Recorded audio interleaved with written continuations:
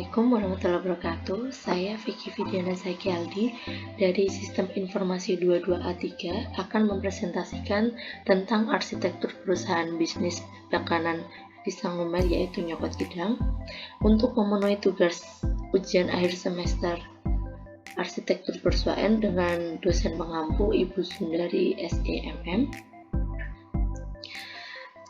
Di sini terdapat visi misi yaitu menjadi brand pisang lumer terdepan yang menawarkan kombinasi rasa autentik dengan inovasi, memberikan pengalaman kuliner tak terlupakan bagi setiap pelanggan.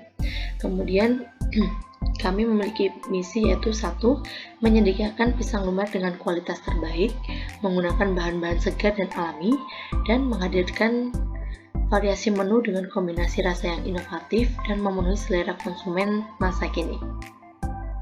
Menerapkan standar kebersihan tinggi dalam setiap proses produksi untuk memastikan kualitas dan keamanan produk. Keempat, mengembangkan strategi pemasaran kreatif untuk menjangkau pelanggan yang lebih luas, baik secara offline maupun online.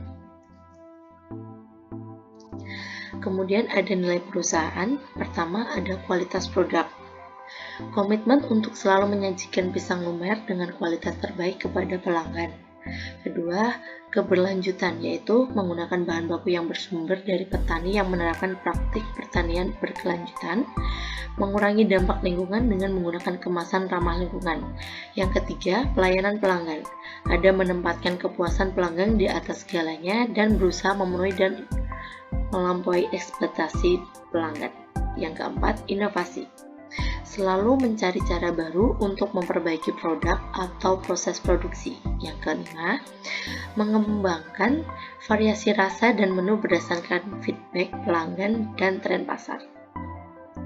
Kemudian ada integritas. Integritas sendiri beroperasi dengan kejujuran dan transparansi dalam setiap aspek pelayanan.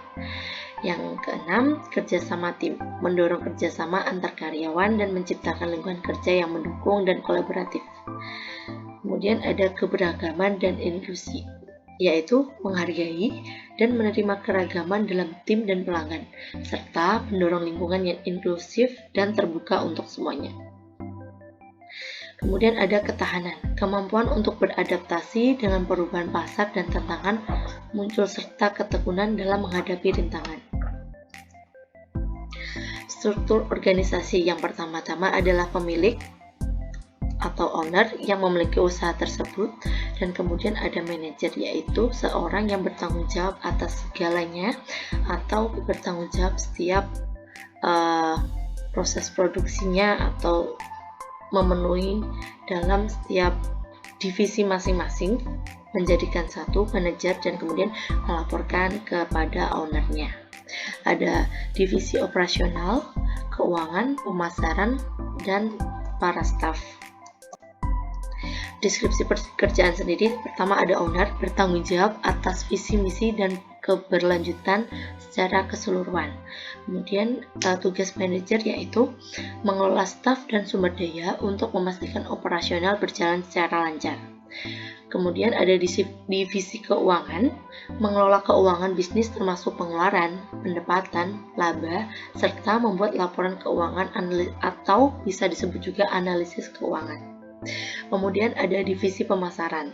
Divisi pemasaran sendiri berguna untuk beroperasi atau bekerja sebagai mengiklankan produk dan menjual produk kepada konsumen agar produk terjual dengan sangat baik atau memiliki keuntungan yang sangat lebih. Kemudian ada divisi operasional, yaitu mengatur bagaimana bisnis tersebut bisa berjalan dengan lancar. Dan staf sendiri untuk membantu jalannya proses bisnis agar bisa berjalan dengan lancar. Kemudian di sini terdapat logo Nyokot Kidang. Di sini memiliki arti yaitu pisang atau coklat menggambarkan produk utama yang kita jual. Coklat menggambarkan kelezatan coklat atau topping lain yang menutupi pisang. Kemudian garis kontur berwarna emas seperti ini, yang ini menggambarkan kualitas premium dari produk yang ditawarkan. Kemudian ada emas. Emas seringkali diidentikan dengan kualitas tinggi atau premium yang lebih tinggi-tinggi seperti itu. Kemudian background dengan berwarna kuning agar meningkatkan nafsu makan bagi seseorang yang melihatnya. Lokasi perusahaan tersendiri berada di Serengan, Surakarta. Kemudian ada sumber daya atau bisa disebut dengan bahan baku, ada pisang, topping dan pelengkap, dan adonan pelapis. Kemudian peralatannya ada penggorengan, pisau, dan kemasan. Lokasinya tempat produksi yang memenuhi standar kebersihan. Ya, jadi harus bersih agar orang-orang tahu kalau penjualan atau bahan yang kita gunakan itu higienis, seperti itu. Tenaga kerja yang terlatih untuk membuat pisang lumer agar pelanggan, dan tenaga kerja untuk pemasaran dan administrasi. Modal dan keuangan. Uang untuk melalui bisnis, sistem pencatatan keuangan yang baik. Kemudian ada pemasaran dan branding.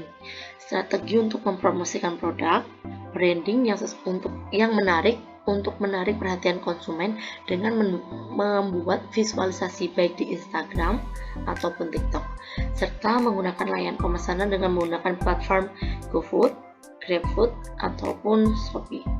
Kemudian riset dan pengembangan untuk terus meningkatkan produk dan menyesuaikan dengan selera pasar.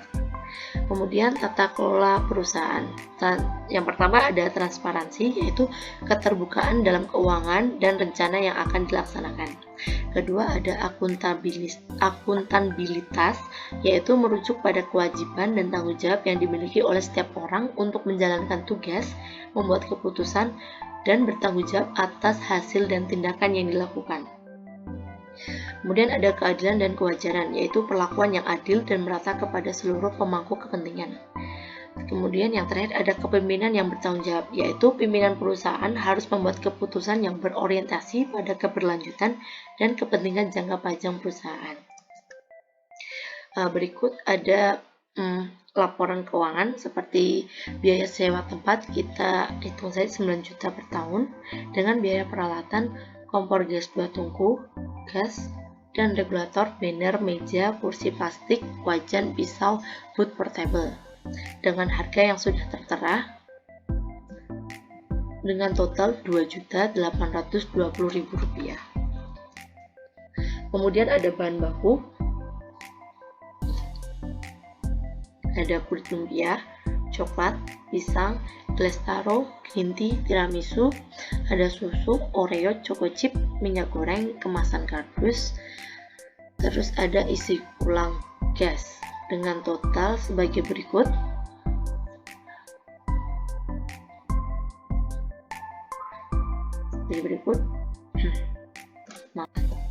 Dengan total Rp600.063.000.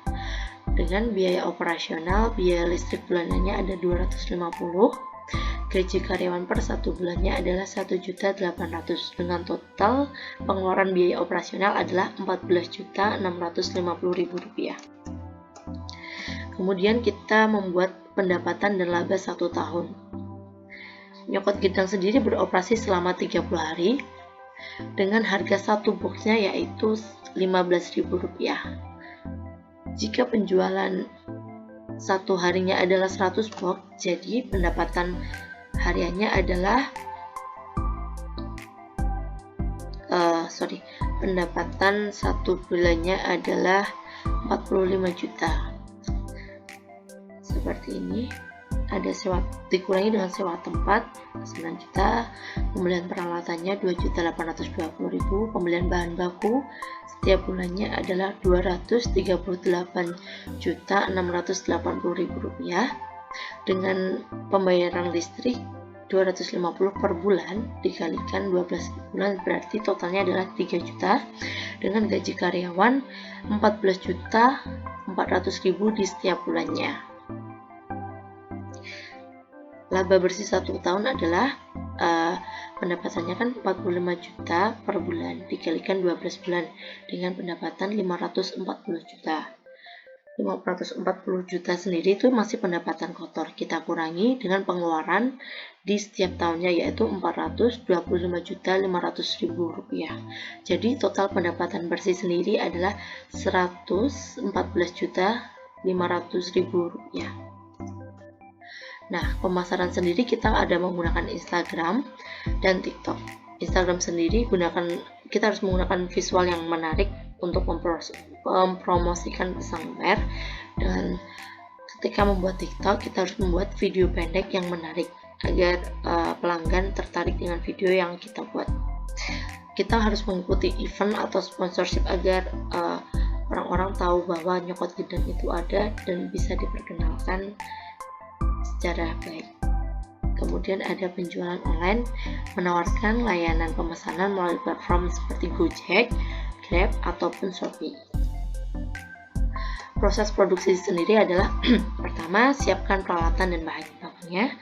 Kedua, kupas pisang, lalu letakkan di atas kulit lumpia, lalu tambahkan coklat dan lipat serta gulung kulit lumpia tersebut.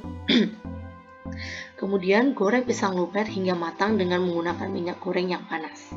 Yang keempat, setelah pisang lumer matang, pisang lumer dapat ditiriskan dan diberi topping agar lebih menarik sesuai pesanan konsumen. Kemudian yang terakhir adalah setelah selesai semuanya, pisang lumer dapat diserahkan kepada konsumen.